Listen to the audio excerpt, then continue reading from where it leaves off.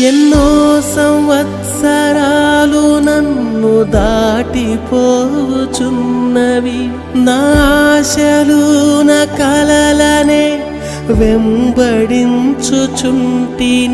ఫలాలు లేని వృక్షము వలె ఎదిగిపోతిని, ఏనాడు కూలిపోదునో ఎరుగకుంటిని. నా మరణ రోదన ఆలకించుమో ప్రభు, మరల నన్ను నూతనముగా చిగురు వేయని. నా బ్రతుకు దినములు లెక్కింపనేర్పుము,